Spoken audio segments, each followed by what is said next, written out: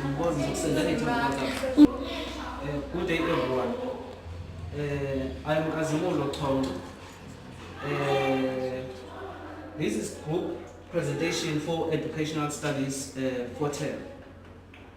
In this group, we are going to talk about the gender according to sociology, and other group members will going to explain how do functionalists and conflict theories view in gender. Other group members will critique functionalism, and other group members will critique conflict theory. So in this group presentation, we are going to use this collage. Our collage shows the map of South Africa. In our group presentation, we are going to use this collage shows the map of Africa. Thank you. I'm Nkosinathi Mkhize. I'm going to explain gender according to sociologists. Gender according to sociologists is referred as a cultural social distinction that is associated with being a male or a female. This is why we have a male or a woman. A person's gender is not always determined by his or her biology, but a person's gender can be determined by individual feelings. How? This is why we find that a person can feel that he is not a guy. Maybe he feels that he's a woman. That is why in our collage we convey the same marriage or the same relationship, living together or having a relationship while they are the same biology. The sociology of gender examines how society influences our understanding of different masculinity and femininity. That is why we found that a male baby can be born with a male genital, but when time goes on, he may be identified as a female due to being influenced by society or living in a society where these things happen, and this can lead to the person being transgender. In a society we grow at, we know that men and women have different chores. As you can see here in the page, they've illustrated that the chore of a woman here is to fetch water from the river. Then here you see there is a picture of a man coming from the forest to fetch the cow. So the responsibility of the man is to make sure that before the sunset, the cows remain the borders of the home. And I'm representing functionalism. Functionalism is a sociological theory that came up with Karl Marx. In this theory, he talks about the inequality of gender. And this theory elaborates more of what a certain gender's duty is in the society in order for a society to be in a good state. For example, a female has to look after the house, take care of the baby, feed her sick husband, cook and fetch wood. Whilst the man's duty is to provide for the family, do mostly outside duties. A man should work and provide for his family and protect his family, and the woman should keep the house clean, do the domestic part of the job in order for the society to be maintained. The society views that the society views these two genders as equal. However, the functionalism theorist likely explains that they are equal, however, they have separate duties. Thank you. Greetings to everyone. My name is Tilly Lutami, and I'm going to be presenting under the functionalist perspectives on gender. Okay, so according to the functionalist, women's roles are to ensuring that the key societal tasks are fulfilled. So, functionalists believe that both men and women possess specific qualities that make them excel at specific events that they're supposed to play in the society. So, in this collage here, we're seeing a man here. This man is carrying grocery, which means that he's playing a role of a father in the household. A father needs to provide for his family. And a woman, on the other hand, a woman in the household is playing a role of protecting her family. Action. Hey everyone, my name is Zinja Mieza. I'll be answering the question, how do conflict theories view gender? Conflict theory focuses on inequality in different groups. But in this situation, as we are talking about gender, it focuses on inequality between men and women. Conflict theory states that men are more dominant in the family, meaning that if you are a woman, it is difficult for you to rise above the men as their dominant group. Men have more opportunities than women because men are known for power and head of the family. Even in a workplace, men are the ones who are the owners of the companies. Conflict theory explains that gender inequality comes to exist because the men are trying to maintain power and the women are trying to benefit that power. There is this ideology that women depend on men for their money or their wages. The struggle between the men trying to maintain power and the women trying to gain power is exactly the cause of the inequality, especially in the workplace. For example, if you are a woman going to a workplace, as you know that many companies are managed by men since they are the dominant ones. So if you are a woman going to look for a job, sometimes the men don't hire you for your qualifications. They sometimes want to use your body so that you can get that particular job by using your job, not with your qualification.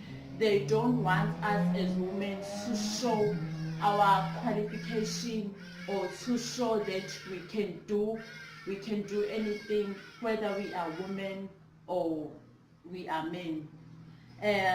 Gender inequality in a workplace exists due to ongoing conflicts. The men want to express their control. The men want to show us as women that they are in control. While us women want to show us that, we want to show the men that we are equal. We can do anything that they can do as the men. I've got the example of the picture here. You see these people, they are dressed the same. You can see that they are working for the same company, but the men's money is more than the woman's money. So, as my example earlier on, men are dominant. They are working the same work, but at the end they are not getting the same salary. And also here, going on to this picture, as you can see, this is a woman, this is red, this is a man, this is black. So the woman's view here, as you can see, this equal, the woman's view here means that we are equal, but it doesn't exist in the conflict theory as they stretch it here. So equality doesn't exist in the conflict theory. The men are dominant and the women are oppressed. Thank you. My name is Nokaya and I'll continue to the conflict theory's view on gender. Conflict theory on the sociological perspective examine gender as inequality. This means that there is still a gap between men and women. According to the perspective view of conflict theory, men are the dominant group than the women group. The different roles of women and men, according to the conflict theory, together with the feminist theory, consider or see it as the way to perpetuate male group as the dominant group. Let's look to these two pictures. This picture presents the role of a woman, and this one presents the role of the man in the family. As you can see in this picture, the role of a woman is to do the domestic housework. So this means that the woman is only trapped indoors. The woman does not learn or be exposed to many things, learn about new things which are happening to the society, business ways or ways to make money.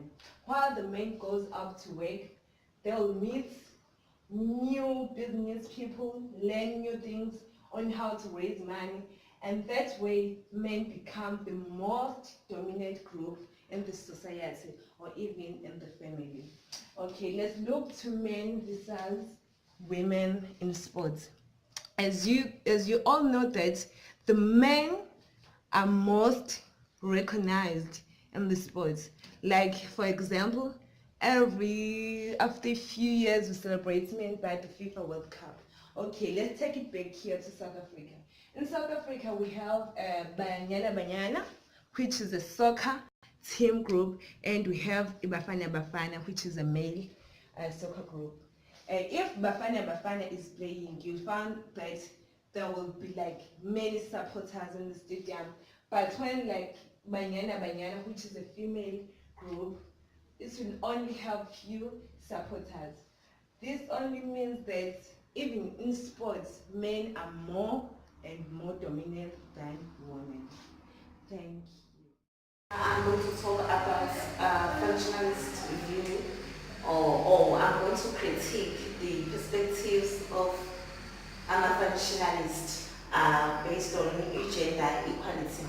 Functionalist theories of gender equality, they posit that gender roles raises from the need to establish all divisions of labor that will help to maintain the smooth running of the family and to continue